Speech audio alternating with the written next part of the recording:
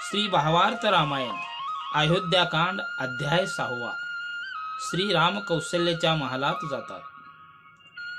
श्री गणेशाय नमः. श्री रामचंद्राय नमः. नाथ महाराज पुढे म्हणतात की श्री रामाने गुरु वशिष्ठाची शपथ घेतल्यानंतर कैकेयी सर्व कथन करू लागली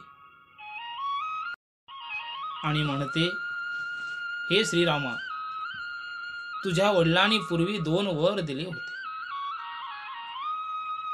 ती वर आज मी या ठिकाणी मागितले म्हणून अशी अवस्था राजा दशरथाची झालेली आहे. असे म्हटल्यानंतर श्रीराम विचारतात, हे माते, कसल्या प्रकारचे वर या ठिकाणी तुम्ही मागितलात? त्यावेळेस कैकेयी म्हणते, 2 वर मागितले. त्या 2 वरापैकी एका वरानं माझ्या भरताला गादीवर बसवावं आणि दुसऱ्या वराने तुम्ही वनवासाला जावं. असं म्हटल्यानंतर श्रीराम कैकेयीच्या पाया पडतात आणि म्हणतात की माझ्या वडिलांचे वचन मी पाळणार आहे. कसल्याही प्रकारचे माझ्या कुळाला डाग लागू देणार नाही. आणि त्यावेळेस कैकेयी बोलू लागली, अरे रामा, माझा भरत निश्चित अशा प्रकारे 14 वर्ष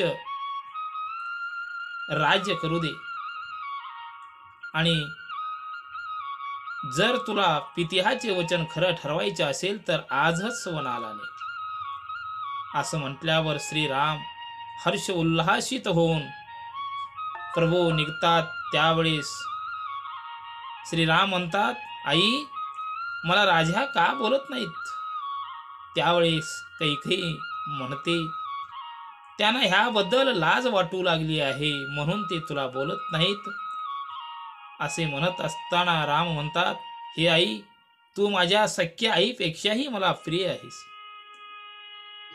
त्यामुळे मी तुझेही आणि वडिलांचेही वचन पाळतो आणि आज वनामध्ये निघतो.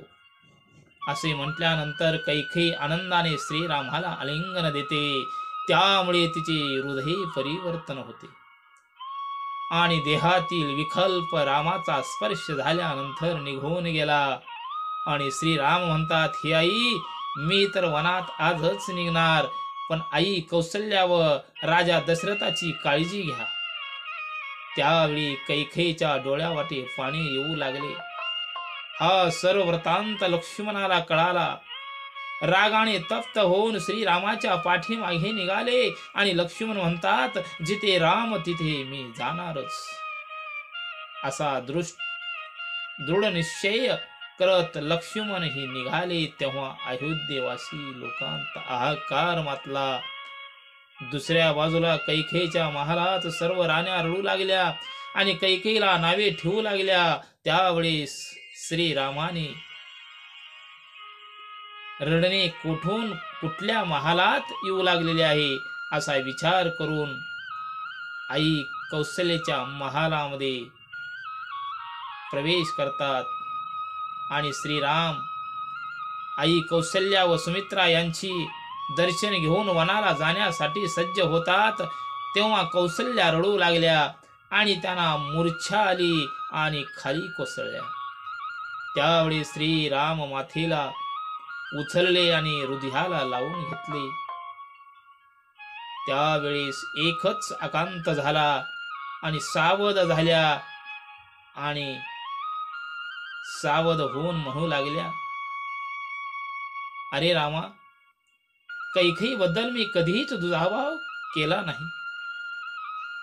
केवळ राजा दशरथाला वाईट वाटू नये म्हणून आम्ही तिच्यावरती प्रेम केलो. आमचा जो काय असणारा प्रसाद त्यांना मी दिला. केवळ राजा दशरथ त्यांच्यावर प्रेम करतात म्हणून त्यांना वाईट वाटू नये म्हणून आम्ही त्यांच्यावर भरपूर अशा प्रकारचे प्रेम केलो. आणि आज बापाचे वचन म्हणून तुम्ही वनवासाला निघालात, पण माझेही थोडं ऐका म्हणते. आणि सांगू लागल्या की हे रामा, 14 वर्ष भरताला गादीवर बसीव व माझ्यासाठी जी वाटिका राजा दशरथाने तयार केलेली आहे त्या वाटिकेमध्ये 14 वर्ष राहावा असे म्हणते आणि कुणालाही भेटू नका, माझ्या वाटिकेमध्येच राहावा आणि राजाची आज्ञा काय ते वस्त्र काढून वल्खळी नेसावे तसे करू आणि माझ्या शृंगार वाटिकेमध्ये राहू अशी समजूत श्रीरामाची काढते।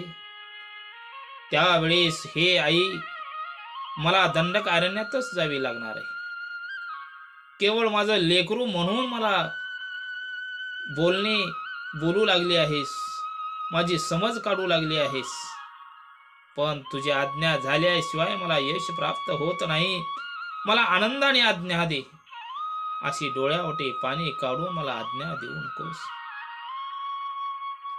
वडिलांची आज्ञा तू सांगतोस रामा, परंतु शास्त्राच्या नियमाने मातेची ही महिमान फार श्रेष्ठ आहे, ते तुला सांगते ऐक म्हणून कौसल्या माता बोलू लागल्या। 10 ब्राह्मणाचा एक आचार्य, 10 आचार्य आणि एक पिता अधिक आहे। 10 आचार्यापेक्षा जास्त महत्व पित्याला आहे आणि पित्याहून 10 गुणे ते म्हणजे माता आहे।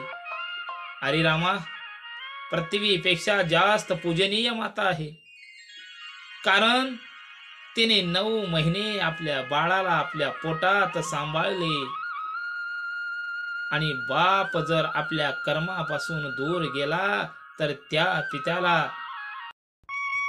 त्यागावा आणि माता किती भ्रष्ट झाली तर मातेचा त्याग करू नये। अरे रामा, मुलाने जर संन्यास घेतला तर बापाला अन्न न घातले तर चालेल, परंतु आईला भीक मागून आईचे पालन पोषण करावे। ह्यासाठी रामा, तुझ्या बापापेक्षा मी श्रेष्ठ आहे म्हणून वनाला जाऊ नको, त्या वाटिकेत 14 वर्ष थांब। अरे रामा, वडिलांचे वचन पाळून माझ्या वचनाचे उल्लंघन जर केले तर हे बरे नव्हे। त्यावेळी श्रीराम म्हणतात की पूर्वी वडिलांच्या वचनामुळे परशुरामाने आईचे शिर कापले, त्यावेळेस रेणुका मातेनं काय परशुरामावर राग केला? नाही केला आई, आणि आता आई मला पित्याची आज्ञा पाळायलाच हवं असं म्हटल्यावर कौसल्या म्हणते की हे रामा, मलाही वनामध्ये तुझ्या बरोबर घेऊन जा म्हणून रडू लागल्या।